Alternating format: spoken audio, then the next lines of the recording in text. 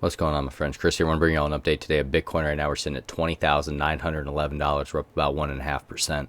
What I want to do here is take a look at Bitcoin on the 1 week time frame. We're going to get into the 1 day, the 4 hour, and the 1 hour. So we're going to get a nice detailed look at what's taking place with Bitcoin right now and some of the key levels we need to watch out for.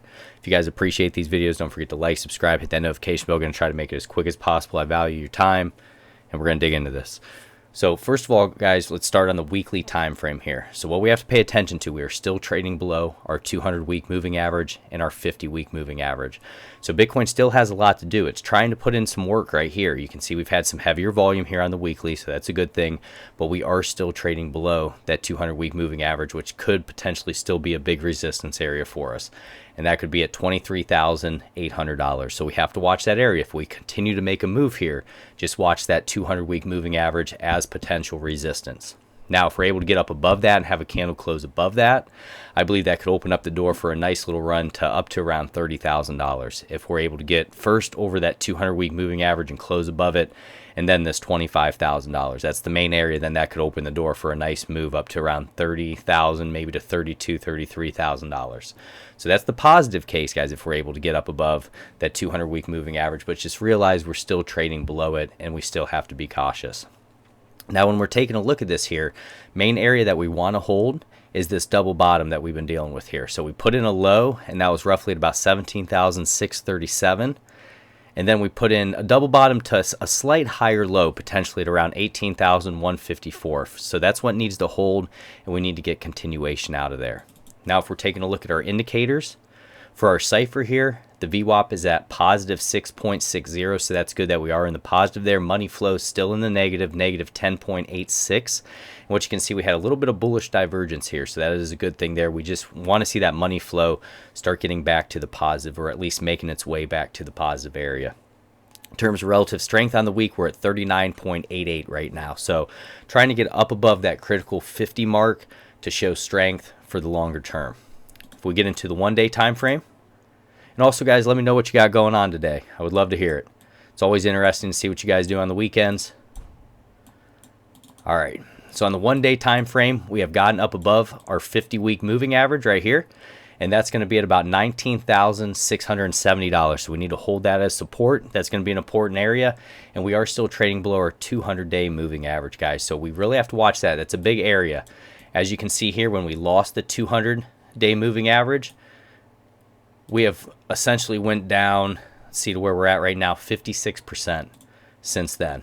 We had a back test of it, and that was about it. Never traded up above it again. So once we do start trading back up above that with heavy volume, that could be a great signal for us to potentially be going long in this space for longer term positions. I know many people will not go long, and we're talking institutional traders, whatnot, if we are trading below this 200-day moving average. It's something that they want to see us trade up above. If you step back, you can see here, once we got up above it, we stayed up above it that entire bull run here. So it really is important, guys, and you want to watch that level here. And you can also see from our VRVP right here, this is an area of support that we want to hold. And if this area is breached here, say we make a move to the downside, you can see this big gap area before we start having buying pressure potentially again, and that would be around $12,000.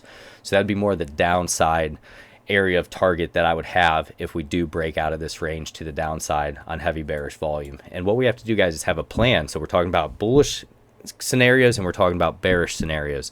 So you have to have your plan ready for if we do break down to that area. Are you going to have limit buy orders down here for a potential bounce to the upside, a reaction bounce to the upside like we had here, this big fall, and then we have a reaction bounce back halfway up or so?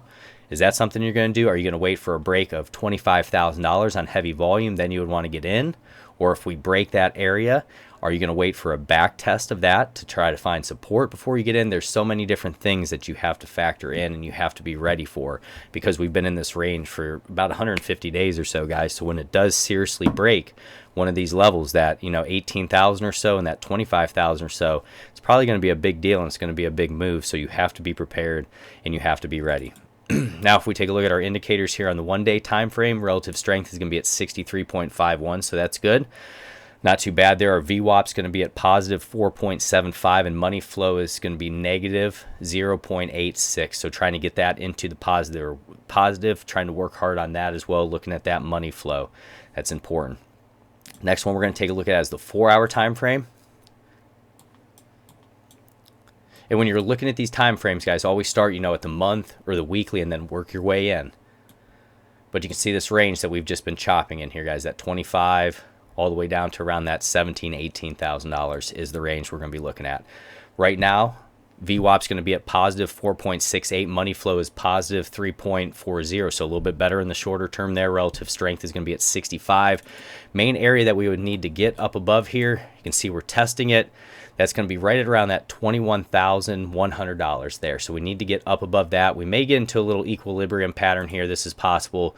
See some more rejection. We just chop around before we have direction either to the downside to around that maybe $19,200 back into that range, or an upside move that potentially could go up and test $22,841. So just watch that. Many times after big moves to the upside, you'll get equilibriums. You'll have this big push, and then you just kind of get locked in an equilibrium before we decide where we're going to end up going there.